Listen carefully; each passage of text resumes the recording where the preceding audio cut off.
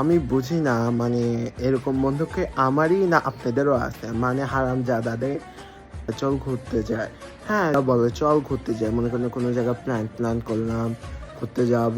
হ্যাঁ যাওয়ার 10 দিন আগে হ্যাঁ চল চল যাবো নে সামনে 5 দিন আগে যাবো নে সমস্যা নেই। একদিন আগেও বলে যাবো না। ওই দিন বলে আমার বাপ মরে গেছে, আমার এটা হয়েছে ওইটা হয়েছে, অসুখ হয়েছে, আম্মু যাইতে যাচ্ছে না, টাকা সমস্যা। মানে তুই ভাই তুই যাবি না, তা তুই আগের থেকেই বল। তাহলে তো লাস্ট দিনে আসে ওই টাইমে আসে মানা করা লাগবে কেন? আমার 5টা কুত্তা বন্ধু আছে, মানে হারামজাদারা যাবে শিওর ভাই বন্ধু প্ল্যান কর যাবো নে ঘুরতে যাবো নে সেই মজা করবে। সালা লাস্টে মুভমেন্টে আসে যায় না, এমন মেজাজ খারাপ হয় মনে স্যান্ডেলটা মুখের পর পটাশ দিয়ে মারে।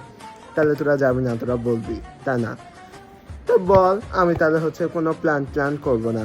আমার 10 দিন এমনি চলে যায়, আমি প্ল্যান করি সব রাজি করি এটা করি ওটা তুই যাবি না তুই বলে দে, তাহলে আমি আর প্ল্যান করবো না।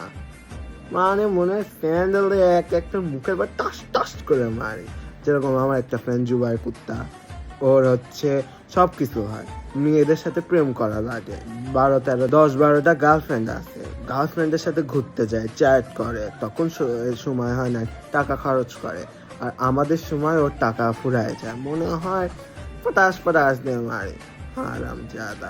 মানে কি বলবো, আমার সাথে হয় না আপনাদের সাথেও হয় এইরকম ফ্রেন্ড? আপনাদের সাথেও আছে না খালি আমারই ভাগ্যে হারামজাদারা পড়েছে কপালে? বুঝলাম না।